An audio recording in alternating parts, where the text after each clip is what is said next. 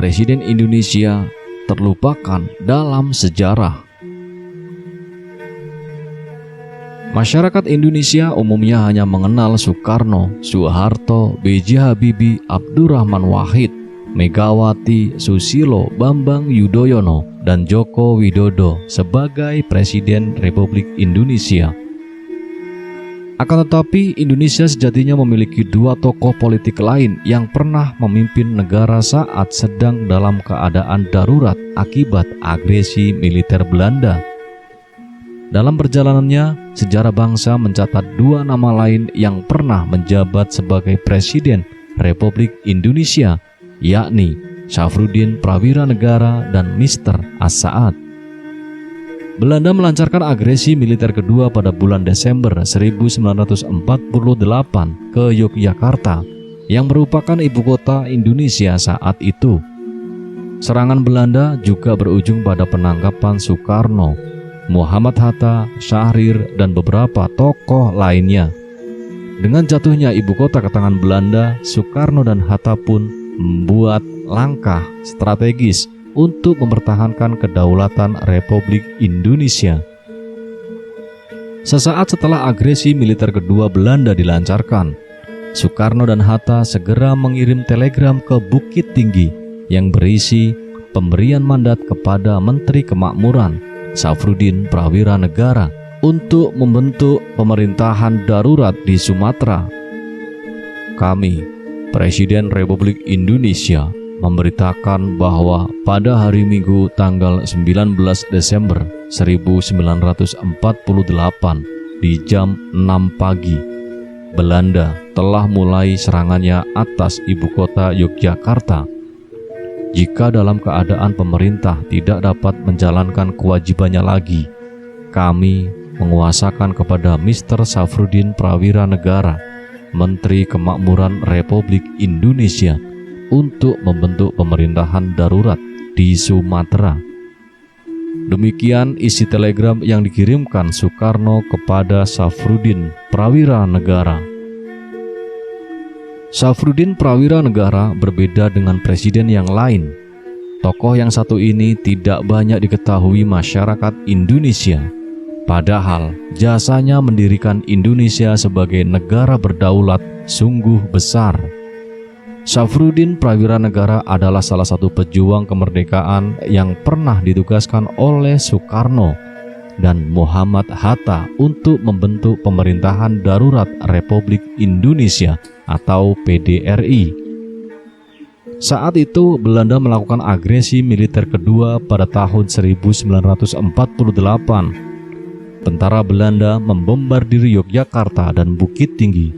Mereka menangkap Presiden Soekarno dan Wakil Presiden Muhammad Hatta ditangkap pada agresi militer kedua, kemudian diasingkan oleh Belanda ke Pulau Bangka pada tahun 1948. Muhammad Hatta yang telah menduga sebelumnya jika Soekarno dan dirinya bakal ditahan Belanda, segera memberi mandat kepada pria kelahiran Serang, Banten, 28 Februari 1911 itu untuk melanjutkan pemerintahan agar tidak terjadi kekosongan kekuasaan. Tongkat estafet kepemimpinan kemudian diserahkan Bung Karno kepada Syafruddin lewat mandat yang tidak pernah diterimanya. Tetapi demi mendengar berita tersebut, Syafruddin Prawira Negara yang sedang berada di Bukit Tinggi berinisiatif mengambil alih kepemimpinan negara. Pada tanggal 19 Desember 1948, Syafruddin bersama Gubernur Sumatera pada waktu itu, Tengku Muhammad Hasan, memutuskan untuk membentuk pemerintahan darurat. Inisiatif ini diambil demi menyelamatkan Indonesia yang pada saat itu dalam kondisi bahaya. Atas usaha pemerintahan darurat, Belanda terpaksa berunding dengan Indonesia. 8 bulan berselang, yakni pada tanggal 13 Juli 1949, diadakan sidang antara Pemerintahan Darurat Republik Indonesia atau PDRI dengan Presiden Soekarno, Wakil Presiden Muhammad Hatta, serta sejumlah menteri kedua kabinet. Perjanjian Roemroyen mengakhiri upaya Belanda dan akhirnya Soekarno dan kawan-kawan dibebaskan dan kembali ke Yogyakarta. Serah terima pengembalian mandat dari pemerintahan darurat Republik Indonesia secara resmi terjadi pada tanggal 14 Juli 1949 di Jakarta. Selain Safrudin Prawira Negara, tokoh lain yang pernah menduduki kursi sebagai Presiden Republik Indonesia adalah Mr. As-Saad. Ia memimpin Republik Indonesia selama 9 bulan, mulai tanggal 27 Desember 1949 hingga 15 Agustus 1950. Setelah perjanjian konferensi Meja Bundar atau KMB pada tanggal 27 Desember 1949, As-Saad diamanatkan menjadi akting pelaksana tugas Presiden Republik Indonesia di Yogyakarta hingga tanggal 15 Agustus 1950. Dengan terbentuknya Republik Indonesia Serikat atau RIS, jabatannya sebagai pejabat Presiden Republik Indonesia pada bulan Agustus 1950 selesai. Demikian juga jabatannya selaku Ketua KNIP dan Badan Pekerjanya. Sebab pada bulan Agustus 1950, negara-negara bagian Republik Indonesia Serikat atau RIS melebur diri dalam Negara Kesatuan Republik Indonesia. Saat menjadi akting Presiden Republik Indonesia, As-Saad menandatangani statuta pendirian Universitas Gadjah Mada di Yogyakarta.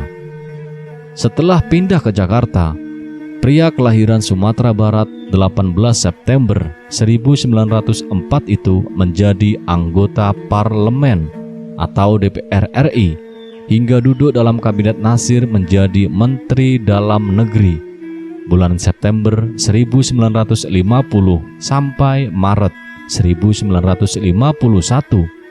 Setelah kabinet Nasir bubar, ia kembali menjadi anggota parlemen. Pada tahun 1955, ia menjabat sebagai formatur kabinet bersama Sukiman Wiryosanjoyo dan Wilopo untuk mencalonkan Bung Hatta sebagai Perdana Menteri.